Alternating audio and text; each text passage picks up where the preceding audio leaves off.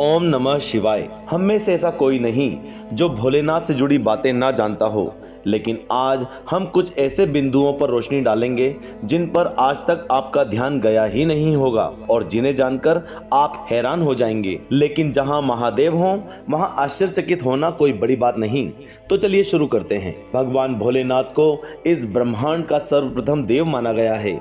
उन्होंने ही सर्वप्रथम धरती पर भी जीवन का प्रचार प्रसार किया, इसीलिए उन्हें आदि देव भी कहा जाता है।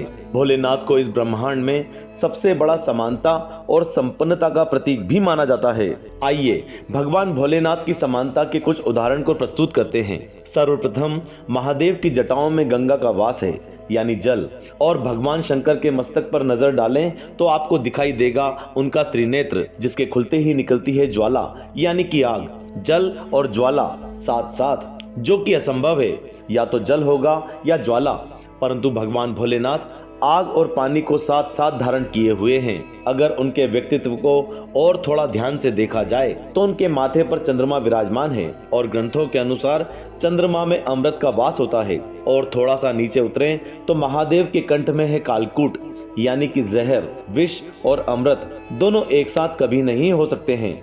ये तो सिर्फ आदि अनादि महादेव के लिए ही संभव है। उनके व्यक्तित्व को और थोड़ा सा नजदीक से देखा जाए तो आप पाएंगे भगवान शंकर अपने गले में धारण किए हुए हैं वासुकी, यानी कि सर्प। और भगवान शंकर के एक पुत्र हैं जिनका नाम है गणेश जी। उनका वाहन है मूषक, यानी कि चूहा। इसका अर्थ है सर्प और मूषक दोनों एक साथ साथ। ऐसा तो सिर्फ भोलेनाथ जी की कृपा से ही हो सकता है। भगवान शंकर के एक और पुत्र हैं जिनका नाम है कार्तिकेय जी, जिनका वाहन है मयूर, यानी कि मोर। वैसे तो मोर सांप को खा जाता है, लेकिन कैलाश पर मोर और सांप दोनों साथ साथ रहते हैं। आपस में एक दूसरे को काटने वाली कृतियां संग संग भगवान शंकर सबको धारण किए हुए हैं। भगवान शंकर के व्यक्तित्व का और गहरा आकलन किया जाए तो आप पाएंगे कि भगवान शंकर के वाहन हैं नंदी, यानी कि वृषभ, या कहें बैल। और भगवान शंकर की अर्धांगिनी है माँ भवानी और उनका वाहन है सिंह, यानी कि शेर। शेर और बैल साथ साथ, अर्थात एक दूसरे को खाने वाली चीजें साथ साथ। बाबा भोलेनाथ अपने शरीर पर लगाते हैं विभूति, यानी कि भभूत, या कहें भस्म, और उनके आसपास रहते हैं भूत। भूत और भभूत दोनों साथ साथ। भगवान भोलेनाथ को आदि अनादि पुरुष की संज्ञा दी गई है और माँ पार्वती को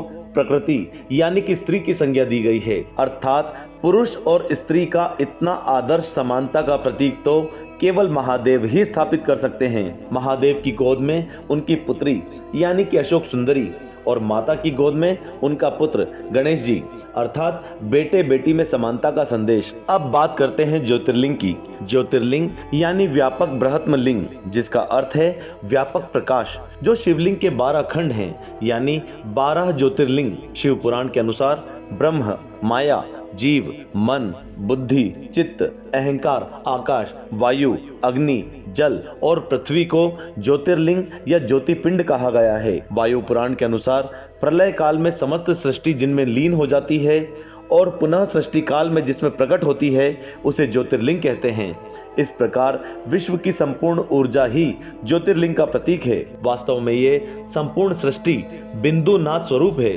बिंदु शक्ति है और नाद शिव। बिंदु अर्थात ऊर्जा और नाद अर्थात ध्वनि, यही दो संपूर्ण ब्रह्मांड का आधार है। इसी कारण उनके प्रतीक स्वरूप शिवलिंग की पूजा और अर्चना करना पवित्र माना गया है। कहते हैं ज्योतिर्लिंग के दर्शन मात्र से ही मन को परम शांति और सुख का अनुभव होता है। मानव जीवन में एक बार उनका दर्शन बहुत ही फलदायी माना गया है। देवों के देव महादेव ही एकमात्र ऐसे देवता हैं जो हर हाल में, हर काल में अपने भक्तों का कल्याण करते हैं। वे राम को वरदान देते हैं और रावण को भी। सुर, असुर, मानव, दानव, देव, राक्षस, पिशाच, गंधर्व, यक्ष, ग्रह, उपग्रह, दैत्य और भूतों के भी प्रिय भगवान हैं। इसीलिए भी उन्हें देवों का देव महादेव कहा जाता है। भगवान शिव ने हर काल में अपने भक्तों को दर्शन दिए हैं, चाहे रामायण काल के राम हों या महाभारत काल के कृष्ण हों, चाहे वो विक्रमादित्य हों या राजा हर्षवर्धन हों, चाहे इस कलयुग में मात्र एक बेलपत्र से उन्हें बुलाने वाले उनके परम भक्त। बोलो हर हर महादेव। हम आशा करते हैं कि आज हमारे द्वारा दी गई जानकारी आपको पसंद आई होगी, इसलिए वीडियो को लाइक कर ज्यादा से ज्यादा शिव भक्तों तक शेयर करें। जय श्री महाकाल।